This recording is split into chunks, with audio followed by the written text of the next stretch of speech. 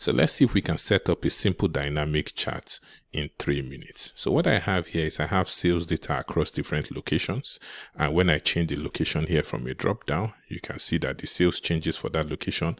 The graph also updates, and then the title of the chart as well says sales for the Akure location. If I change this to, Owerri, and you can see that it updates as well. So let's set this up. So I go to a replica sheet that looks like this. The first thing is for my location, I need to put a drop down in there, which has the list of all these locations. So I will use a shortcut Alt DL Tab L, right? Which just tells me I want a list. Okay. And then I give it, the location of my list. That's all. Okay.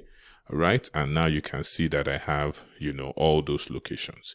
Now the next thing is for the location that is chosen, I want to plot, the items and the sales for that location. For the item, I'll keep it simple. I just do equals to, and I'll select the item list here. All right, so that's basically just a replica of whatever you have in the source data. Then for the sales, what we need to do is if it's in Lekki, we need to figure out that these are the values I need.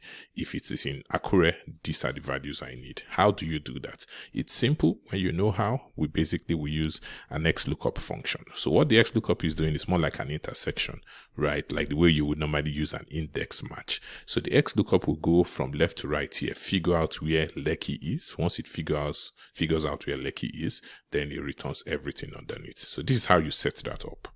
You basically do equals to XLOOKUP. You select the location, okay, and say look for the location somewhere from here to here. And then when you find it, return everything here. So it's basically like figure out where that location is the column and return everything underneath. Close bracket. Okay, you can see Lekki gives us from 132 to 276. Okay, and if you change this, for example, to let's see Owerri, all right, so you will see here 253 to 236, and that's fine. So the next thing is to plot, right? So you go to insert recommended charts. I want to just use this, right? So this is fine. Okay, so now that I have this, how do I make the title dynamic? I already have it in here, but I'm going to set it up again for you to see.